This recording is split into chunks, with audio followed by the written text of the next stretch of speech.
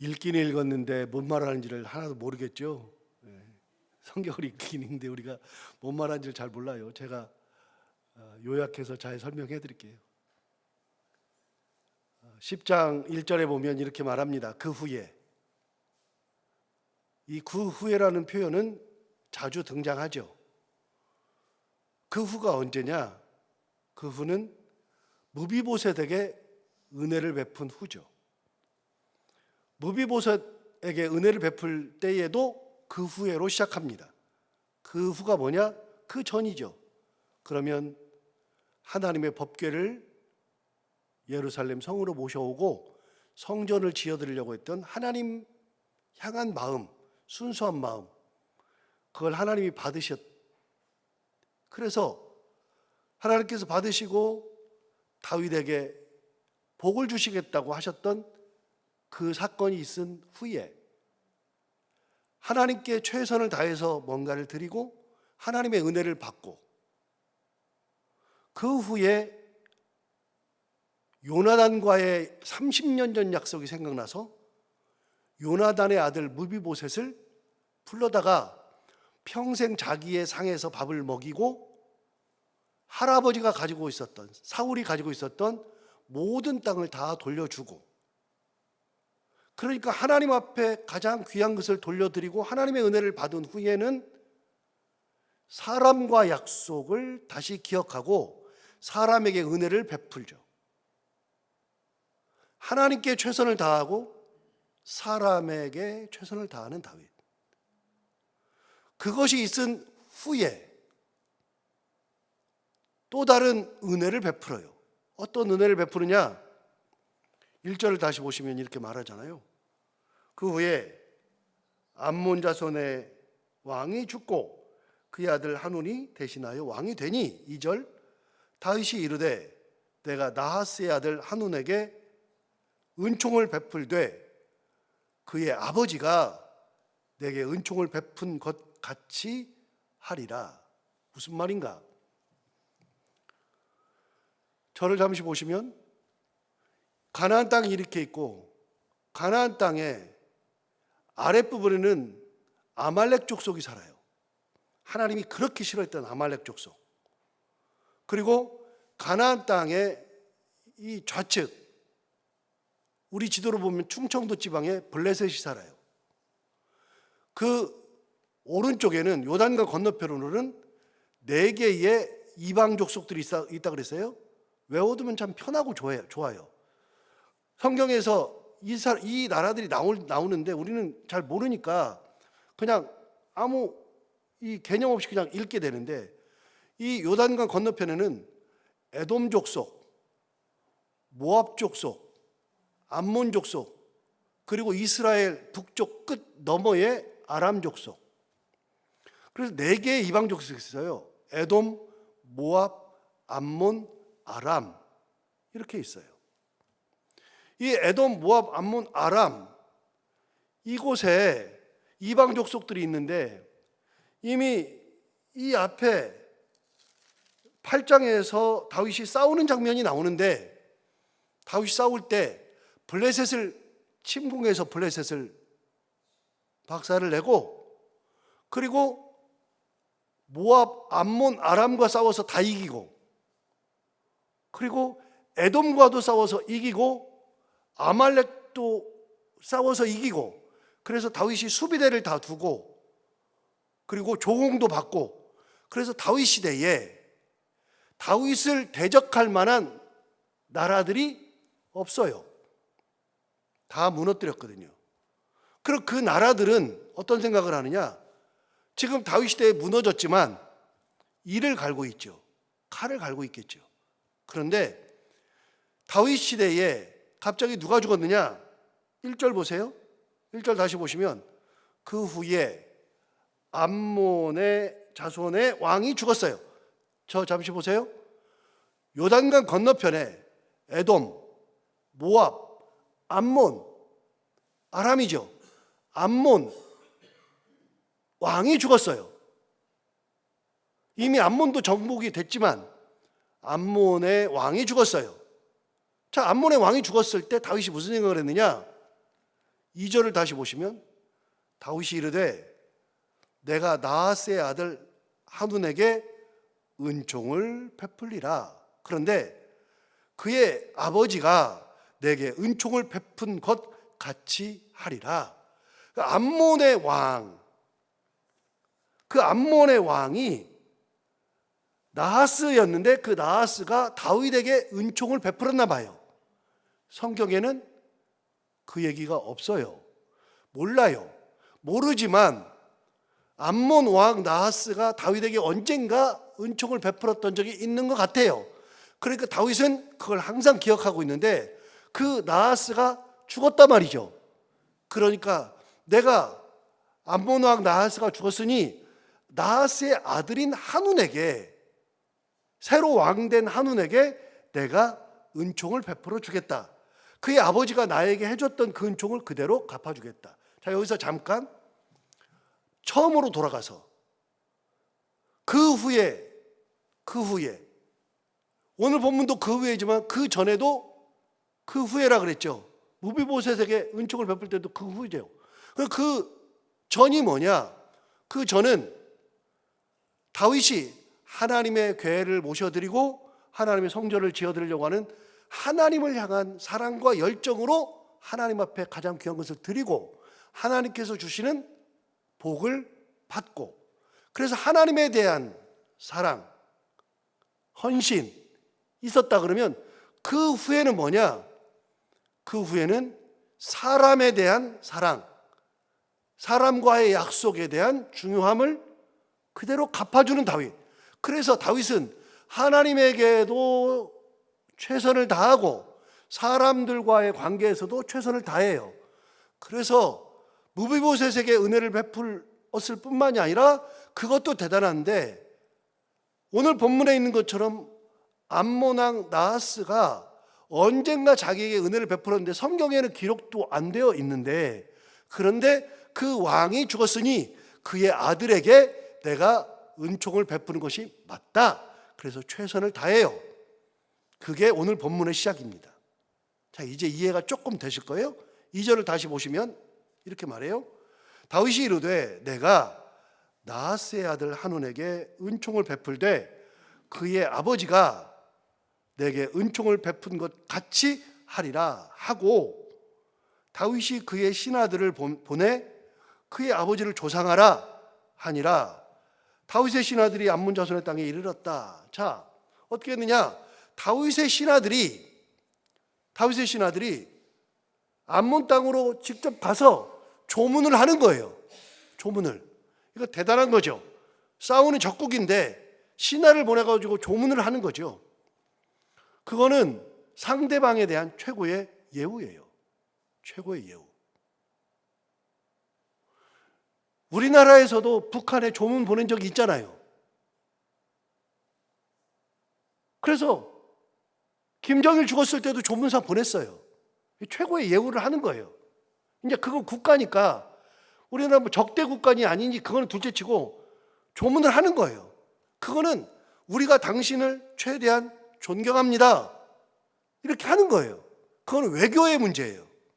우리는 외교로 했지만, 그런데 여기는 외교가 아니라 다윗의 마음으로 하는 거예요. 그래서 조문사절단을 보내는 거죠.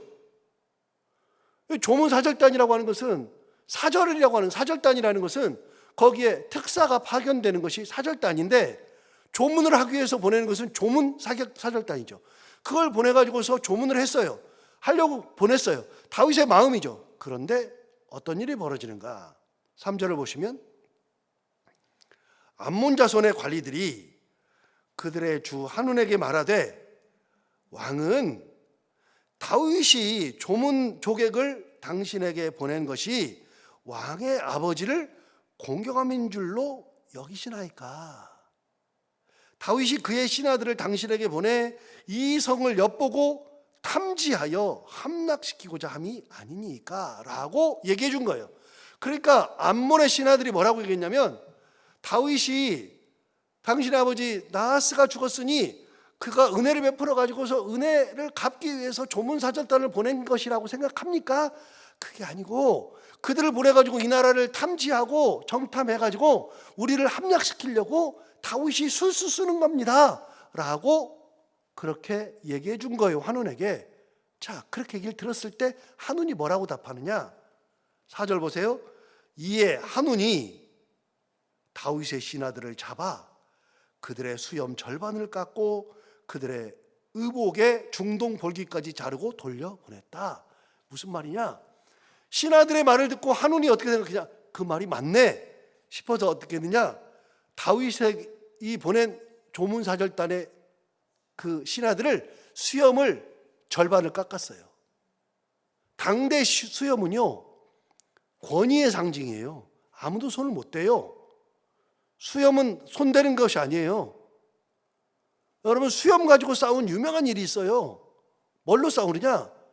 지금 우리가 기독교를 이제 믿고 있지만 원래 예수님 당시에 기독교는 하나였고 그게 이제 퍼져나가면서 로마에도 기독교를 믿는 사람들이 있어서 로마에 본부가 하나 있고 그 다음에 지금의 터키 지방인 이스탄불에도 본부가 하나 있고 그 다음에 사도행전에 나오는 안디옥에도 본부가 하나 있고 예루살렘에도 본부가 하나 있고 그 다음에 이집트의 알렉산드리아에도 본부가 하나 있고 그래서 기독교 세계들이 뭐니까 자기 지방에 최고의 수장을 두고 본부를 만들었어요.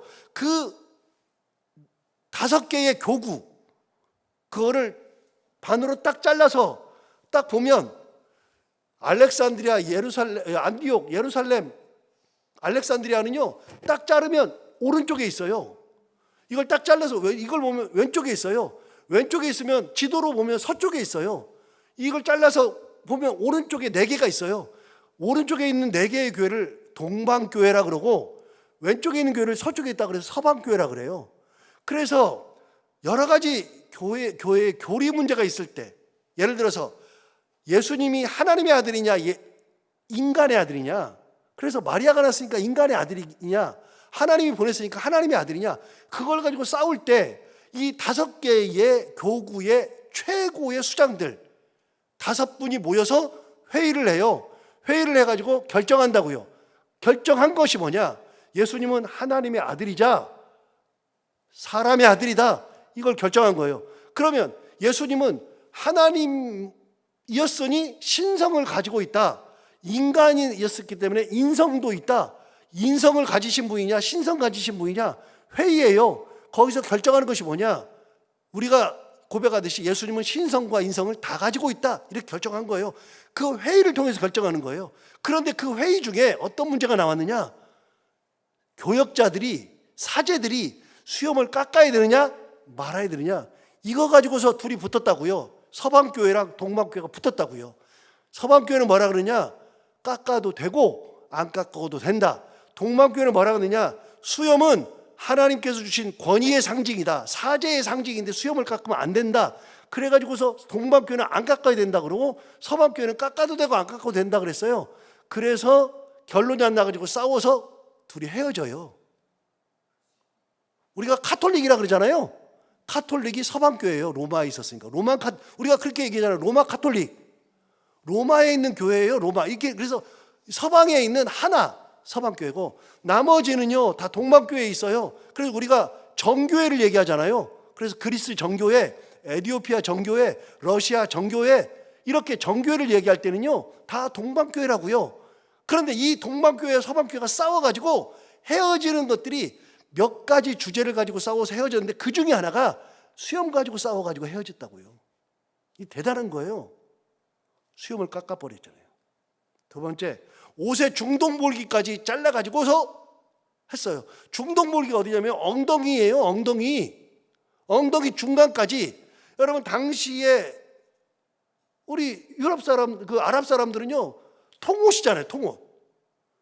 통옷인데 저기 발 밑에까지 내려오잖아요. 그런데 여기 엉덩이 중간까지 잘라버린 거예요. 그런데 말씀드리지만 여러분 그 당시 사람들의 속옷이 있어요 없어요? 속옷 안 입어요. 그럼 여기 잘랐다는 얘기는 뭐예요? 얼마나 창피해요. 온갖 수치를 다 준 거잖아요. 이렇게 해가지고서 돌려보내버린 거예요. 자, 보세요. 5절 다시 보세요. 사람들이 이 일을 다윗에게 알리니라. 그 전에 4절 보세요. 4절에 이에 한운이 다윗의 신하들을 잡아 그들의 수염 절반을 깎고, 이거 진짜 큰일이에요. 두 번째, 그들의 의복에 중동 볼기까지 자르고 돌려보내버렸다. 그러니까 엉덩이 나오는 것도 수치스럽지만 어디가 나와요? 앞이 나오잖아요. 이렇게 해가지고 돌려보낸 거예요. 자, 돌아와요. 5절 보세요. 사람들이 이 일을 다윗에게 알리니라. 그 사람들이 크게 부끄러워함으로 왕이 그들을 맞으러 보내 이르기를 너희는 수염이 자라기까지 여리고에서 머물다가 돌아오라 하니라. 자, 저 잠시 볼까요? 여러분, 가나안 땅을 정복할 때, 여호수아가 가나안 땅을 정복할 때 어디에 있었느냐? 모압 땅에 있었다고요. 모압 땅에. 모압 바로 위가 암만이에요. 모압과 암만의 경계선에 있었다고요. 거기서 가나안 땅을 정복할 때 처음에 가장 먼저 치고 들어온 곳이 어디냐? 가장 먼저 여호수아서에 보면 나와요. 가장 먼저 가나안과 전쟁할 때 어디랑 전쟁하느냐? 그 전쟁하기 위해서 정탐꾼 보내잖아요. 두 사람 보내잖아요. 그 정탐꾼 보낼 때 거기 기생 라합이 그 두 사람을 숨겨주잖아요. 그 성이 어떤 성이에요? 여리고 성이에요. 왜 그러느냐? 여러분, 이 요단강에서 모압 땅에서 건너오면, 강을 건너면, 이 갈릴리를 건너면 바로 있는 데가 여리고예요. 그래서 거기서 건너올 때는요, 여리고로 바로 들어와요. 그러니까 암몬에서도 올 때는 여리고로 들어와요. 그러니까 다윗이 어떻게 했느냐? 너희들 창피하니까 수염 다 자랄 때까지 거기 있다가 들어와, 이렇게 말해준 거예요. 왜요? 수치를 자기들이 다 원래대로 복구하고서 들어오라고. 다윗이 화가 났죠. 은혜를 베풀려고 그랬는데 거기서는 은혜를 모르고 이렇게 했으니까. 여기서 잠깐, 여기는요 조금 이상한 게 있어요. 뭐가 이상하냐면, 저는 성경 읽다가 좀 이상해요. 뭐가 이상하냐면요, 이 신하들이 다윗이 정탐하러 보낸 겁니다. 우리 멸망시키려고 그럽니다. 그러면 대부분 그런 얘기가 나오면 한쪽에서는 아닙니다, 아닙니다, 다윗은 진짜입니다, 이렇게 싸우게 마련이에요. 모든 게 두 개 가지고 싸워요. 근데 여기는요 그냥 하나밖에 없어요. 다른 거는 없어요. 똑같아. 전부 다 똑같았어. 여러분, 우리나라 역사에서도요, 뭔 일이 있으면 둘이 싸워요. 대표적으로 여러분, 병자호란 때 우리나라에 호란이 두 개가 있는데 정묘호란과 병자호란이 있어요. 호란, 그거는요 중국과 싸우는 게 호란이에요. 호란. 일본 싸우면 외란이고요. 그래서 임진왜란 그러잖아요. 외란은 일본과 싸우고 호란은 중국과 싸운다고요. 중국과 싸운 것은 나중에 중국과 청나라랑 싸운 것은 두 개의 호란이에요. 정묘호란, 병자호란. 그런데 병자호란 당시에도 싸워요. 정묘호란 때도 싸우지만 우리는요 엄청 싸웠다고요. 그래서 병자호란 때 그 청나라랑 싸워야 됩니다라고 하는, 싸우자고 주장하는 사람, 싸우지 말고 평화롭게 해야 됩니다, 화친해야 됩니다 하고 주장하는 사람 둘이 싸웠다고요. 그래서 전쟁을 주장하는 사람이 전쟁을 주장하는 거죠. 화평하자는 사람은 주화. 그래서 주전파와 주화파로 싸운다고요. 그래서 싸우다가 누가 이겨요? 주전파가 이겨요. 그래서 전쟁을 막 해요. 전쟁하다가 안 되니까 어떻게 했어요? 왕이 어디 들어갔어요? 남한산성 들어갔잖아요. 남한산성 여기 들어갔다가 거기서 청나라 누르하치가 와가지고서 거기서 남한산성 함락되니까 우리나라 왕이 나와가지고 누르하치한테 삼전도의 굴욕을 했잖아요. 무릎을 꿇고 절을 9번을 하는데, 3번을 하는데 절을 한 번 할 때마다 머리를 땅바닥에다 3번 박아요. 빡빡빡. 다시 할 때 3번 받고, 다시 할 때 3번 받고. 그래서 삼전도의 굴욕을 한다고요. 이게 전쟁을 할 때는요, 먼 일을 할 때는 두 개의 안을 가지고 싸우기 마련이에요. 이렇게 하자 저렇게 하자. 이거 당연한 거예요. 임진왜란 할 때도 그랬어요. 10만을 양병하자. 그래서 10만 양병설이 나오잖아요. 유성룡이 말한 그 전에 10만 양병석을 이야기하는데, 이쪽에서는 그럴 필요 없다 그러면서 싸웠어요. 그래서 이쪽이 이겨요. 그래가지고 10만 양병을 안 해요. 그래가지고 임진왜란 때 큰일 당하잖아요. 모든 곳에는 둘이 싸워요. 놀랍게도 솔로몬도 어떤 일이 있었어요? 솔로몬도 왕이 된 다음에 세겜에 모였을 때 이스라엘 족속들이 얘기하잖아요. 야, 너희 아버지가 우리를 맨날 노역으로 불러가지고 그냥 공사하는데 너희 아버지가 40년 동안 우리를 다 써먹었어. 우리 너무 힘들었으니까 이제는 네가 너희 아버지처럼 공사만 안 하고 우리를 부르지만 않으면 왕으로 인정할게 그랬어요. 그 얘기를 듣고 나서 솔로몬이 알았어, 좀 기다려. 그래서 자기가 신하들한테 갔어요. 갔더니 솔로몬 시대에 있던 자기의 신하들, 나이 많이 든 그 신하들이 뭐라 하냐면 저들의 말을 들어주십시오. 그래서 저들의 말을 듣고 공사 안 한다고 하십시오. 공사 안 하고 너희를 불러내지 않을 거니까 걱정하지 말라고 얘기하십시오 그랬는데, 그 얘기를 듣고 있던 솔로몬과 같이 자란 젊은 신하들이 뭐라 그러냐면, 왕이여, 그 말을 들으면 안 됩니다. 기가 눌리면 안 되니까 가서 이렇게 말하십시오. 우리 아버지는 너희를 이 채찍으로 때렸어도 나는 너희를 전갈로 다스리리라. 더 심하게 할 거야. 그렇게 세게 나가십시오. 그래서 솔로몬이 누구 얘기를 듣냐면 자기 친구 얘기를 듣잖아요. 그렇게 해서 나라가 갈라지잖아요. 여러분, 성경도 하나의 일이 있으면 나눠 싸운다고요. 여기는 한마음 한뜻이 돼가지고서 다윗의 신하들을 그렇게 만드는 거예요. 은혜를 베풀되 그 은혜를 받아들이지 못하는 사람들. 어떻게 되느냐? 전쟁 나죠. 이제 간단히 보면 돼요. 6절을 보십시오. 6절. 이제 암몬 자손들이 깨달았어요. 암몬 자손들이 자기들이 다윗에게 미움이 된 줄 알았어요. 이제서 알았어요. 알고 어떻게 되느냐? 암몬 자손들이 사람을 보내 벳르호베에 있는 아람 사람 소바 아람 사람의 보병 2만 명과 마아가 왕과 그의 사람 1000명과 돕 사람 12,000명을 고용한지라. 자, 보세요. 누구를 불렀느냐? 사람 이름은 기억 안 나도 아람 사람이라는 건 나오잖아요. 자, 다시요. 저를 보세요. 요단 동편에는 이방 족속이 넷이 있어요. 에돔, 모압, 암몬, 아람. 아람은 멀리 떨어져 있어요. 아람이 힘이 가장 세요. 근데 지금 암몬과 싸우잖아요. 암몬에서 일어났잖아요. 암몬 사람들이 자기 힘이 부족하니까 다윗하고 싸우면 우리가 질 것 같으니까 어떻게 하느냐? 사실을 몰아가지고 저 위에 아람 사람들을 다 불러 모은 거예요. 얼마나 불러 모으느냐? 보병 2만 명, 그 다음에 12,000명, 1,000명, 그래서 33,000명을 아람의 보병을 불러왔어요. 이걸 뭐라고 불러요? 용병이라고 불러요. 돈 주고서 고용하면 용병이에요. 그래서 돈 주고 군인들을 불러다가 하는 것이 용병이죠. 그리고 용병을 샀어요. 여러분, 용병하면 유명한 사람들이 하나 있잖아요.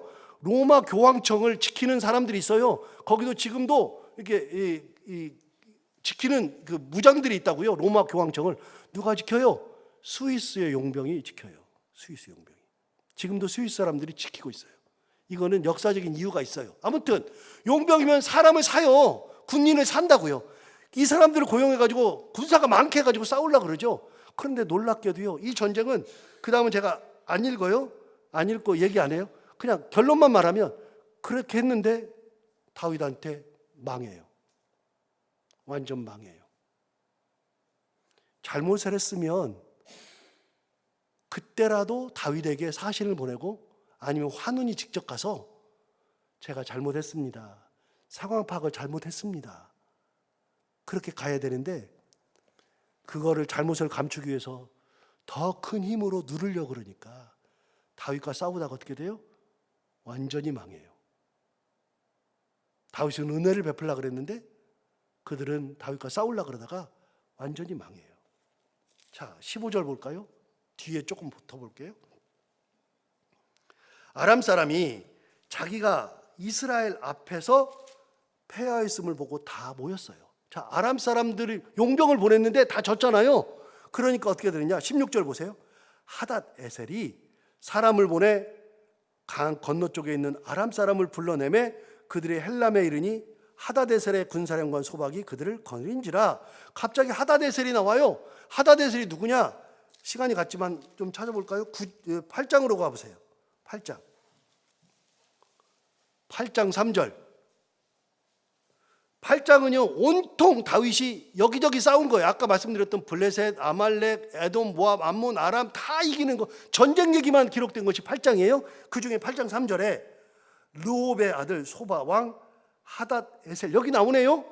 하닷 에셀이 자기 권세를 회복하려고 유브라데 강으로 갈 때에 다윗이 그를 쳐서 그에게서 마병 1700명과 보병 2만 명을 사로잡고 병거 100대의 말만 남기고 다윗이 그 외의 병거의 말은 다 발의 힘줄을 끊었더라, 이렇게 돼 있어요. 여러분, 이 하닷에셀은 아람의 왕이었어요. 그런데 다윗이 하닷에셀을 쳐가지고서 망했거든요. 그 하닷에셀이 이 전쟁에서 진 것을 알고 사람들을 또 불러 모아요. 이제 다윗과 한번 싸워보자. 또 불러 모아요. 그래가지고 전쟁을 하려고 그랬다가 하닷에셀도 또 망해요. 뒤에 안 읽어도 망해요. 그리고 끝나요. 자, 결론만 볼까요? 19절 보세요. 하닷에셀에게 속한 왕들이 자기가 이스라엘 앞에서 패함을 보고 이스라엘과 화친해요. 다시요. 하닷에셀에게 속한 왕들이 있어요. 그 왕들이 이제 하닷에셀의 말을 듣지 않고 자기가 이스라엘 앞에서 패함을 보고 이스라엘과 화친하고 섬기니 그러므로 아람 사람들이 두려워하여 다시는 암몬 자손을 돕지 아니하니라. 결국은 이제는 암몬 자손도 안 도와요. 여러분, 다윗은 사심이 없어요. 사심이 없어요. 하나님 앞에 충성, 사람들에게 최선. 그렇게 하다가 이런 일이 생겼어요.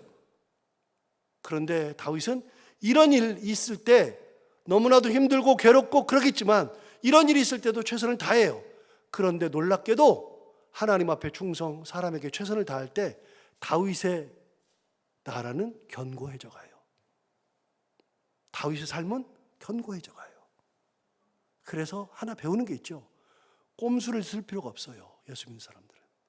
예수 믿는 사람들은 다른 생각할 필요가 없어요. 그냥 간단하면 돼요. 단순해요. 예수 믿는 사람들은요, 뒤가 있으면 안 돼요.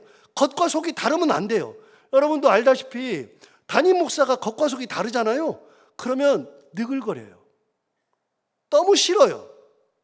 여러분, 사람도요, 겉과 속이 다르면 진짜 느글거려요. 그러면 항상 생각해요. 저 사람 저 말이 무슨 말이지? 저 말을 왜 말하지? 이렇게 나와요. 여러분, 사람도 그걸 알아봐요. 하나님 앞에서도요, 그냥 충성을 다하면 돼요. 단순하면 돼요. 사람에게 최선을 다하면 돼요. 그 다음은 하나님께서 그의 삶은 책임져 주시고 인도해 주신다. 오늘 이 말씀 듣고 다시 한번 다윗과 같이 진실하게 하나님께 충성, 사람에게 최선 다하며 살아가는 그런 우리가 다 되길 바랍니다. 기도하겠습니다. 하나님 아버지, 오늘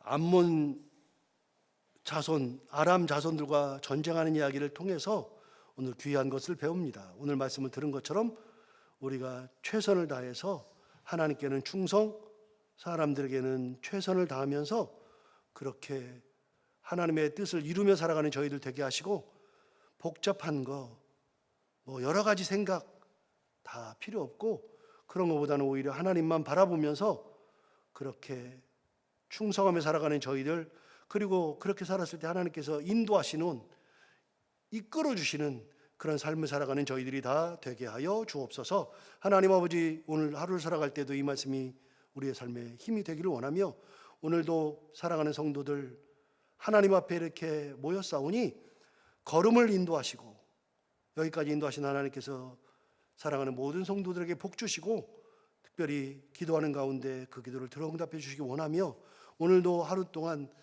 해야 되는 것들을 기쁨으로 잘 감당하게 하시고 만나는 분들과 함께 웃고 행복한 하루가 되게 하여 주옵소서. 예수님 이름으로 기도하옵나이다.